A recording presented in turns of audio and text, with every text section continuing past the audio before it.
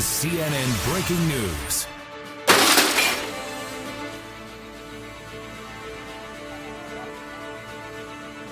There. This is David. I'm with Pickleball Man Canada, the channel in Canada. Did a video interview with a gentleman about a week ago after we played pickleball. His name is Chuck Godette. He's with the Canadian military, has a really interesting story, so you'll get to see that. And then if you continue to watch at the very end, and it is worthwhile, you'll see two dogs horsing around when I'm trying to have a nap. It's about 35 seconds. Not the greatest video quality, but definitely worth watching. I want to take a moment. I don't normally kind of go into a lot of detail on this, one-on-one, but I just wanted to say two things. Number one, thank you very much to everyone who's patronized our business, thirdshotdrop.ca, mainly in the Kingston and surroundings, Lansdowne, Bath, Harrowsmith, South Frontenac, and the whole area, Brockville. Thank you so much for continuing to help keep our business alive, because it has been quite difficult, especially from March right through to May. We basically couldn't play. So thank you very much for the referrals, for telling me about new people that wanted lessons or having them get in touch with me. I love teaching new people. That is what I am passionate about. I think pickleball is a gift, and I wouldn't be doing this if I didn't think that. Second reason that I'm really passionate about it is on January 7th, 2020, my dad finally passed away. He had dementia for a few years, and then there were some complications. So the positive was we didn't have to endure going to a hospital in a different province with the COVID-19 and the coronavirus, because it's very, very difficult to get into hospitals and go over borders and stuff at certain points. So, he passed away before that, and the hospital staff was great at the Lakeshore General in Pointe Claire in Quebec. So thank you very much. Fantastic. And basically how that relates to pickleball in my world is if you're active, if you're socially, involved and you're talking to people, and if you eat properly, from what I understand, you can really delay or even eliminate the possibility of getting dementia. I'm not a doctor, obviously, but I've only heard positives about being socially active, physically active, and eating properly. So, lots of people as they get older, sometimes they retire and they move to a different area and they aren't, out there socially. So I encourage anyone who's watching this, or if they have somebody they know that isn't active, to maybe take something up, pickleball, tennis, table tennis, anything. Crocheting, as long as they're active, they're moving and they're talking to people and everything, that would be great. So that's about it. If you are in our area in Canada and you would like anything to do with pickleball, we have indoor leagues starting in November of 2020, lessons, everything, equipment, please let me know. Again, www.thirdshotdrop.ca. Email is at david@thirdshotdrop.ca. And I hope you have a great day, and thank you very much for watching. Yeah, so last, I would probably say April, May, I was asked to go to Iraq, and so I volunteered to go to Iraq, and knew that I wanted to play pickleball, and I knew I was leaving in November, so I left in November of last year, and I wanted to play pickleball. So I contacted Pickleball Canada, and Jeff there, he set me up with 10 paddles, 100 balls, and a net donated by Head Canada. So very happy with that. Yep. Carried that over with me. Right on. And I'm proud to say, and this is only me saying it, that I think I'm the first person to play pickleball in Iraq. So right on. I hope I have that honor, but I keep telling everybody that anyway. Hey, you know what? Nobody's going to dispute it. So, and apparently, so it wasn't just Canadians that ended up playing, right? There were other forces there. Can you share that a little bit, if you don't mind? So I was there with NATO, with the NATO force in Iraq. We were training the Iraqi military and government to be on their own and be able to control themselves. And as part of NATO, every country was part of us there, and we were downtown Baghdad.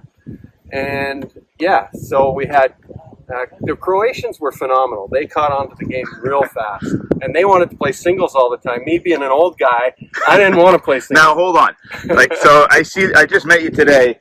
This guy, you obviously work out, right? Well, in the military we have to. So Yeah, there's you're annual like, physical fitness. well, I go to the Royal Military Gym here, and I'm not trying to be rude or anything, but some of the guys look more like me than they look like you. Like, you're 57, is that right? 57. Oh that's my right. god. Anyway, good job, buddy. Thanks. So yeah, so you're playing against Croatians. So did you actually play singles? We played singles sometimes because at the beginning it was people didn't even know what the game was. So we were on this helicopter pad is where I got. There's very little space in the camp that we were in. Right. So we were on a helicopter pad. They let me paint some lines, and that's where we played. So Wow. at the beginning, people would walk by and say, "What is this?" So at the beginning, there wasn't a lot of people playing, but it wasn't. I would say 2-3 weeks. We had too many people, and I was calling Jeff to say, you know, is it possible to get another net? That's how it was so busy. Wow. They were loving the game.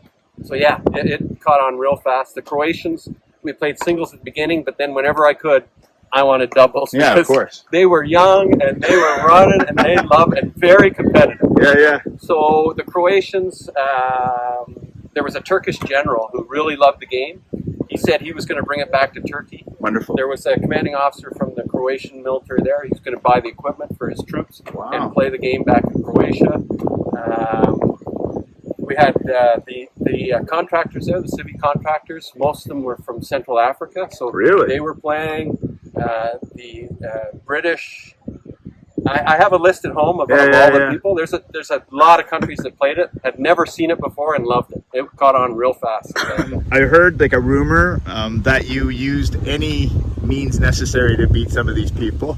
And as far as maybe hitting in a particular spot, can you share about that if you don't mind? So the court there wasn't a lot of room on the base I was on in Baghdad, and the court that they allowed us to use. Thanks to the base for allowing us to use it. But it was an old helicopter pad. And you know, in Iraq, they've had many wars. So there was a lot of bomb damage throughout the base. In the back right corner, there was I don't know whether it was a rocket or a grenade attack. And it was the concrete the smooth surface had gone. Yep. And it was the rocky surface underneath. So I know at the beginning, when most people didn't know, I would put it to that corner and it would bounce. You never knew where it was going to bounce in that corner. So they caught on quick too, and they started doing that. We said that's you never know. That's a good ball. It's a point. So Yeah, everybody's looking to see if it's cracked. yeah. Well, you know what? And I do know, playing with you and your brother here just a little while ago, that you are quite good at painting the line. So I could see you guys actually being able, or you anyway, hitting it into a certain spot and being quite accurate. There's a lot of luck there. Well, whatever. Now, I remember when I was, I'm thinking like 25 years ago. I don't remember what it was. I think it was the first Iraq War, Desert Storm or something like that. Yep. Or maybe it was in Afghanistan. But I remember, I think everybody remembers the Canadian military playing ball hockey.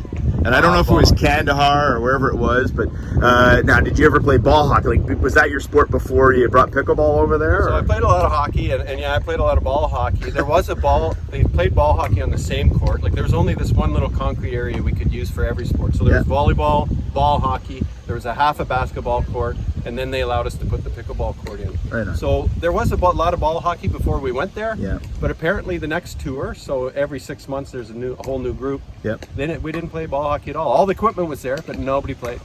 Okay. Surprising. You're in the military police. Is that accurate? Am I allowed to share that? Yes. Okay. And going back again, many, many years ago, I remember a movie with military police called Stripes.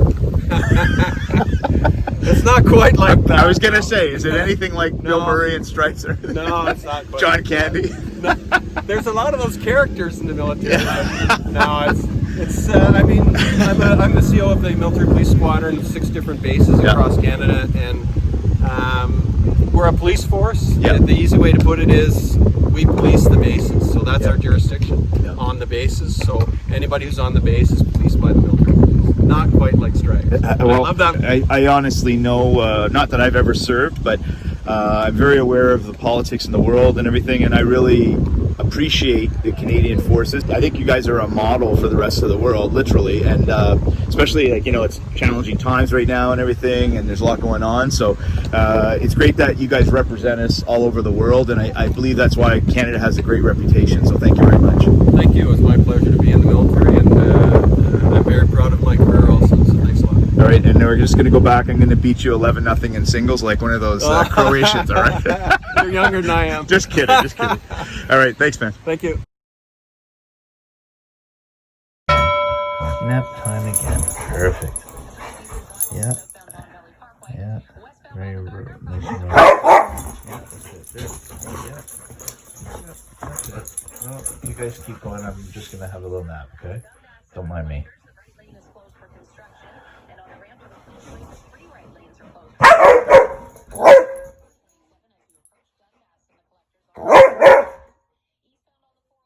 I think Murphy wants you to get down, Olive, so you can play.